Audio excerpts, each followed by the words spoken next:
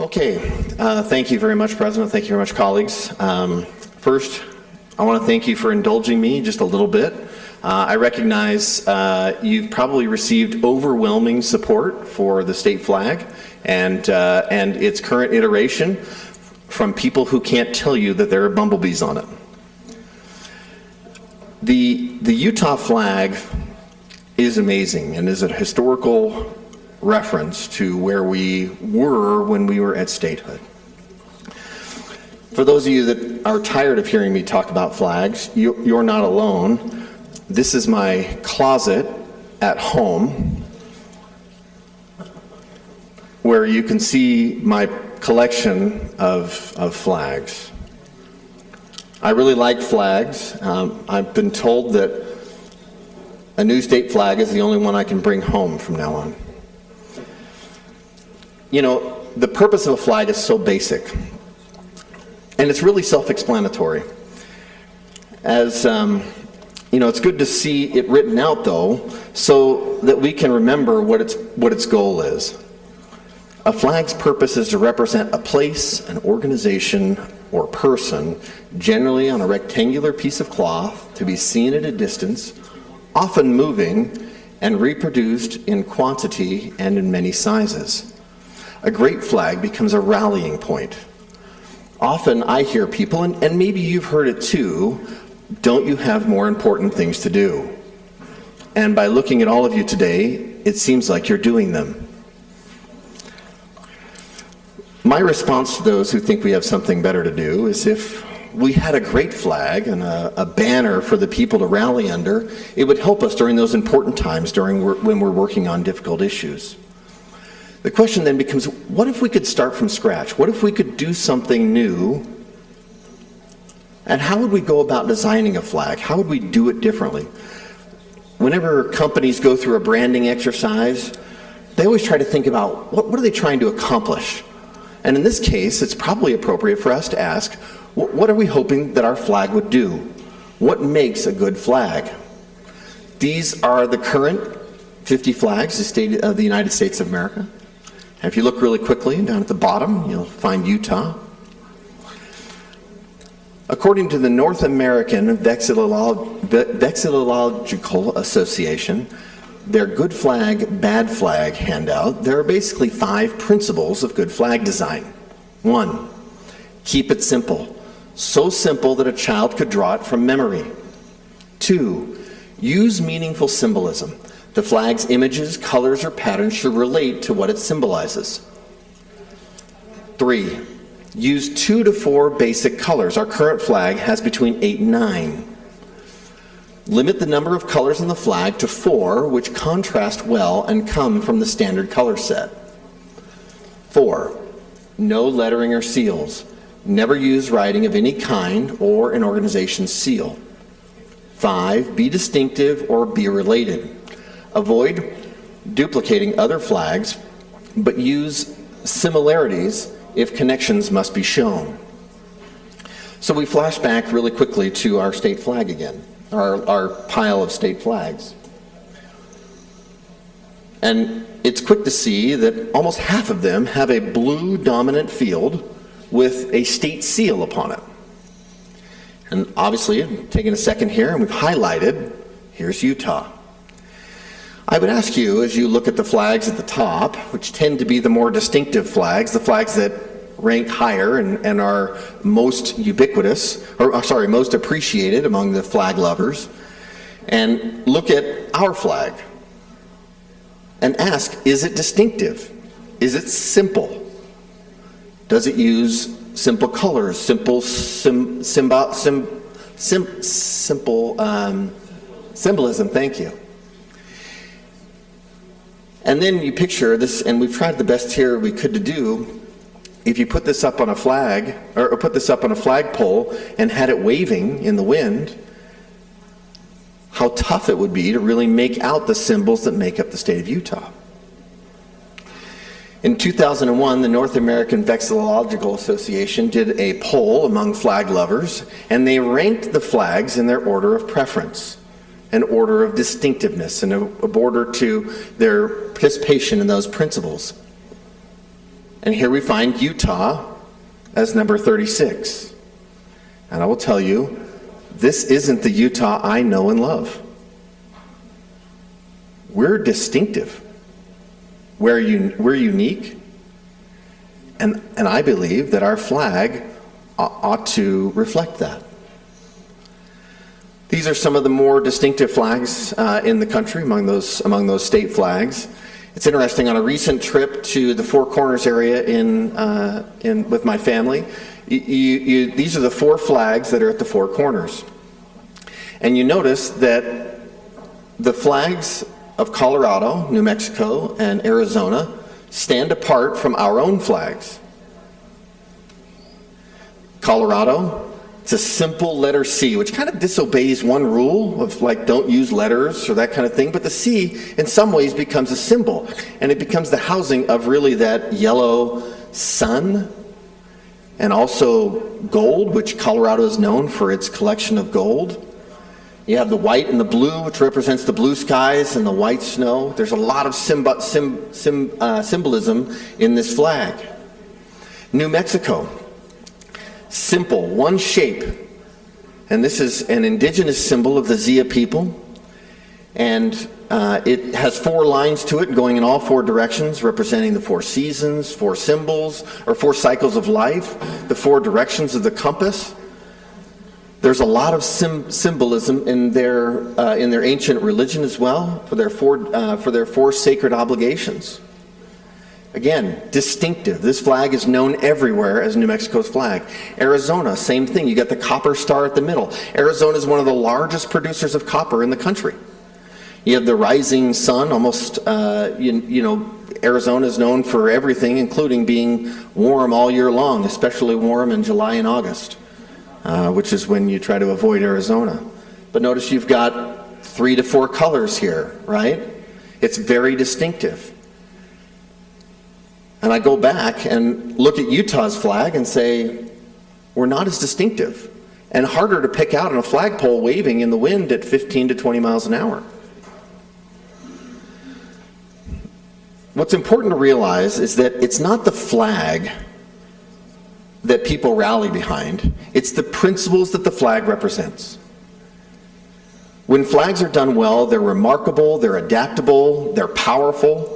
We can control the branding and the graphical imagery of our state with a good flag, but instead, having a flag that isn't distinctive, that we don't use, we cede that territory to sports teams, chambers of commerce, and tourism boards. And you think about it, when you go out of state with your family, how do you recognize that somebody's from Utah? Besides the fact that, like me, they have 9 kids following behind them. Is it because they're wearing a state seal hat? Anybody here have this hat? Oh, right. Of course, Reeby, Senator Reeby. How about this? When you go to Disneyland, do you see some of your fellow Utahns wear sports things? We've totally ceded our branding, our presence, our telegraph that we're from Utah to our sports teams. And it's really interesting that the one thing that we use to telegraph where we're from is the one thing that divides us the most. Those rivalries. I one time had my son at Disneyland say, hey, there's somebody from Utah, but they have the University of Utah hat, so, let's not say hi. And I didn't, because I wanted to be smart. I'm just kidding. What does our flag represent?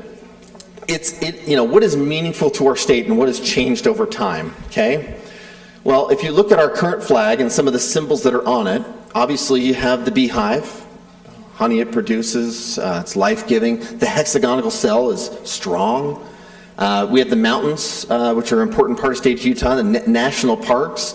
The sago lily, which is a story of perseverance of the early pioneers when the Mormon crickets came.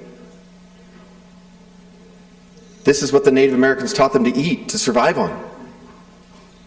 We have the compass, or the North Star. How many times have we heard in this very chamber or in one presentation or another? I know that it's been mentioned at least in the last 10 state of the state addresses, that Utah, we like to set the example and be really the North Star, the compass for the country. So what could our flag represent? Industry, certainly we care about enough, we put it on our flag. We have perseverance with the sago lily and leadership components. Beehive itself representing hard work, economy, community. The hexagonal cell, balance. It's one of the strongest architectural shapes. It's extremely efficient. Perseverance, the beauty, the sacrifice, the survival of the pioneers in the state of Utah.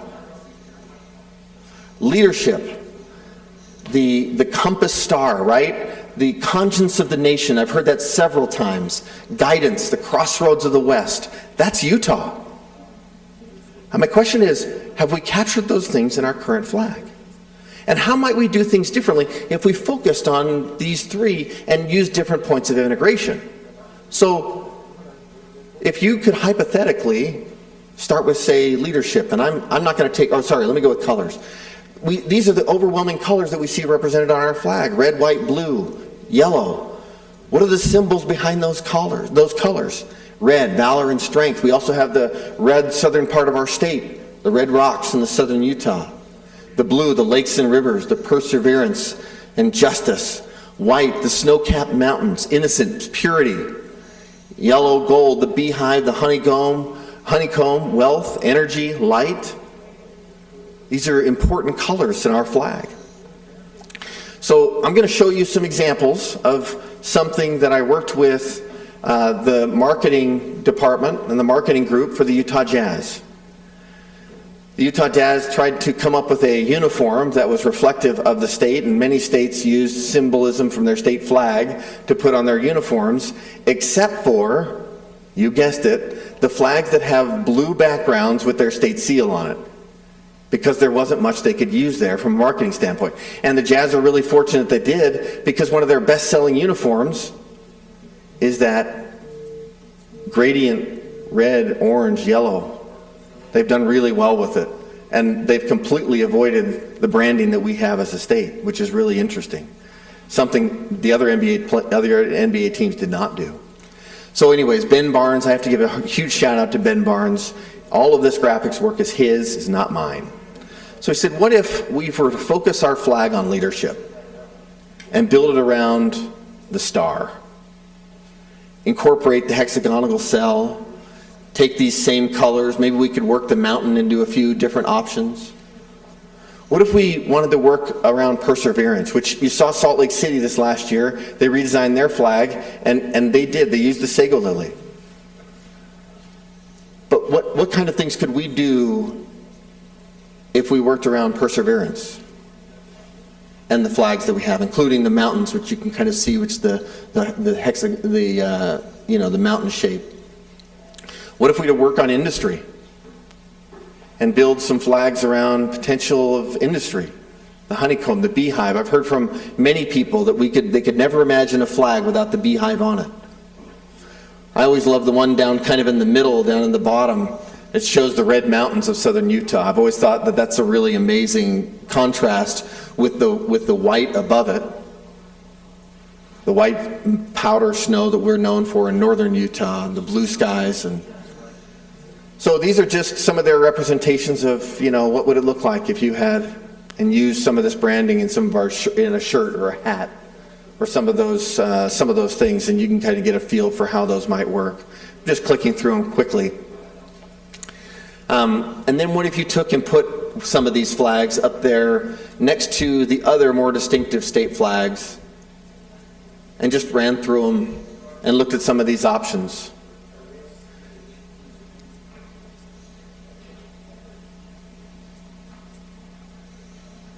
And then what if we took some of those at the four corners and changed our existing flag to make it more distinctive? How would we fit in at the four corners?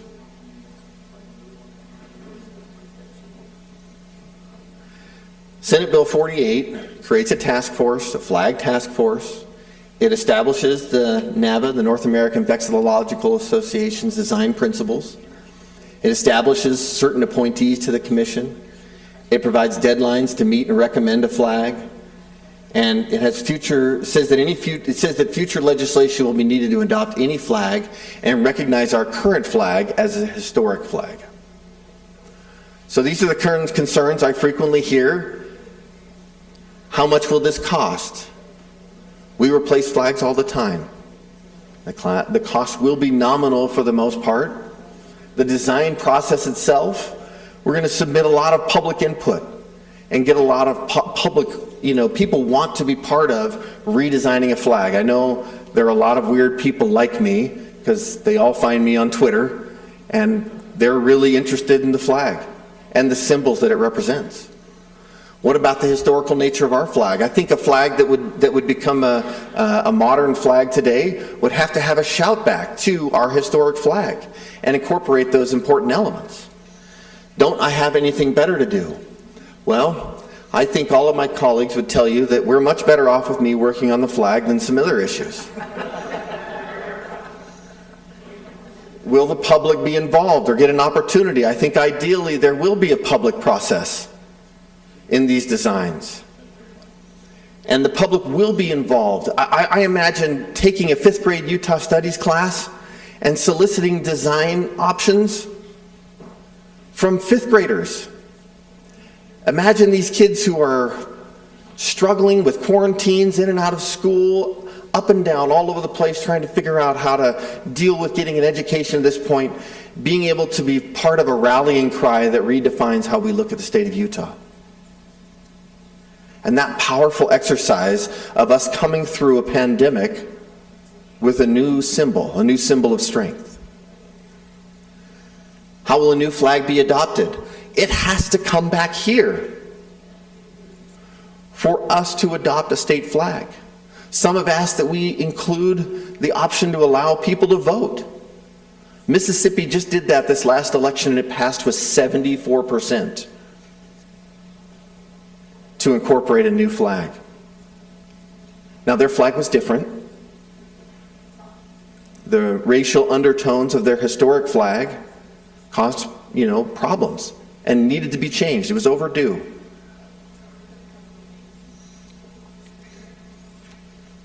Mr. President, that's my presentation. Promised that I would take 10 minutes. I'm on 12.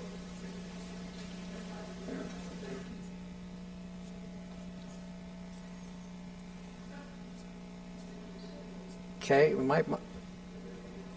Sorry, with that, I'm open to questions. Here we go, open for questions. Senator Andrick. Yeah, thank you very much. My colleagues, I just want to maybe highlight just a few thoughts. We have spent time up here changing our state tree because we didn't want the Colorado spruce or whatever. We've spent time up here designated the state dinosaur because, we have the Utah raptor. We've spent time coming up with the state lizard, the Gila monster. We've spent time saying that the state dog should be, golden retriever. Or I voted for the yellow lab and I don't think it passed. But anyhow, long story short, I can't imagine something that actually has more meaning to who we are as a state than the flag. We're not talking about changing the flag. We're talking about having a discussion to making it better. We're not suggesting we do away with the state flag. We're talking about a marketing tool. I've served on the International Trade and Relations Committee now for 6 years. And the reality is you can't pick our flag out from anything. You can't. Unless you're so intimately involved with the flag and know every little aspect of it, you go, oh yeah, there's the Utah flag, and we all know it when we see it. But my point is this: when we're talking about branding, and we're talking about who we are as a state, I can't tell you how great it would be if we had a brand that we could use internationally and for economic development, that is distinctive, that would actually give gravitas to who we are, and not honestly be left here with a flag that it's a good flag. I've got nothing wrong with it, and I'm not even suggesting we do away with it, but man, would it be good to have a better brand for the state of Utah, something we could market worldwide. You know, for years, Utah has been a flyover state. That has changed in recent decades, but we still are living with certain elements of, you know, who we were a long time ago, which is great, but man, if we could have something that we could turn to and brand that everybody would recognize. If you look at the California flag of that bear, how many of you now see hats with just the bear on it? Or a shirt just with the bear on it? You know, instantaneously, they're from California. It's one of the best marketing things they've ever done. Colorado's as well. I'll give you an example that we've done it right here in Utah, but we had to go away from our flag. What about the Mighty Five? How many of you know about the Mighty Five? And how much has that brought in? Billions of dollars of tourism to the state. They're not using our flag. They had to rebrand something, come up with a new logo. I'm just saying, I think this is a good idea. Let's at least have the discussion. If we're going to spend our times on Gila monsters and the state tree, this one actually, I think, could be of great benefit to the state. So I speak in favor. Thanks. Thank you. Senator Milner. Thank you, Mr. President. So I have a question, then I'd like to make a comment if possible. I think the sponsor agreed to yield, open for questions. So go ahead, Senator Milner. So Senator McCay, our President, are we talking about changing the state seal? Go ahead, Senator McCay. No. Okay. Okay, so we are going to keep the state seal of Utah, which is has historic meaning for all of us. But we are talking about saying is a seal which we use for all kinds of really important documents and backgrounds and presentations.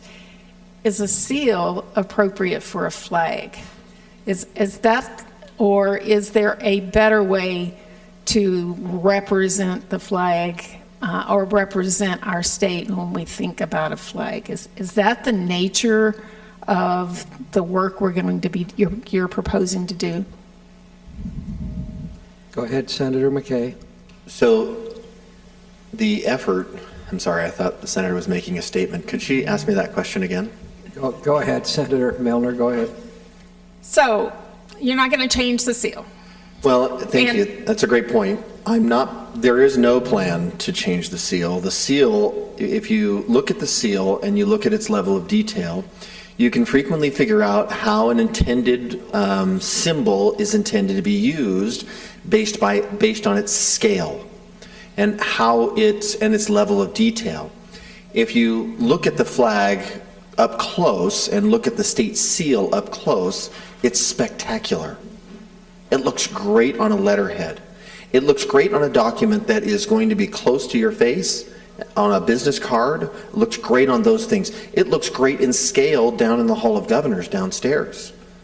Where it doesn't look great and where the detail is lost is when it is flying on a flagpole. And that is one of the reasons why the Utah flag, and I checked with an international distributor of flags, is one of the lowest selling flags in the country. Go ahead, Senator. So for me, as I've thought about this, I think the seal is something that we all revere in the state. That we believe the symbolism of that seal really talks about, really represents underlying values. But we also need to be able to communicate with people in ways that the message we send is something that people are paying attention to. And when we try to use it on a flag, and in some ways, when we try to use it in the digital world we're in, it doesn't communicate that message in a simple way that is easy to replicate, easy to use, easy to brand this state. And if you look at what organizations are doing of all types, the digital world has meant they need to think about branding in a different way. And I think we need to be at least open to the opportunity to have that discussion. We are all very proud of this state. We want others to recognize this state and to be able to be visually communicated easily about what we represent versus the complexity of a seal.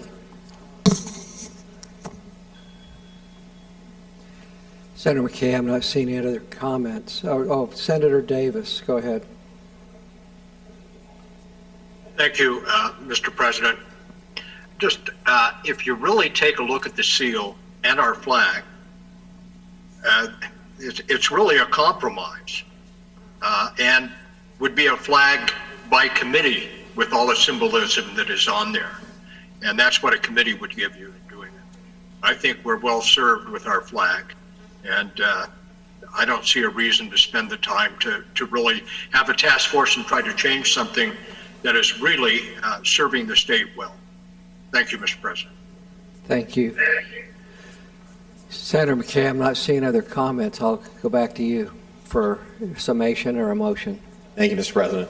I appreciate everyone and taking on this discussion. I think this is a very meaningful conversation.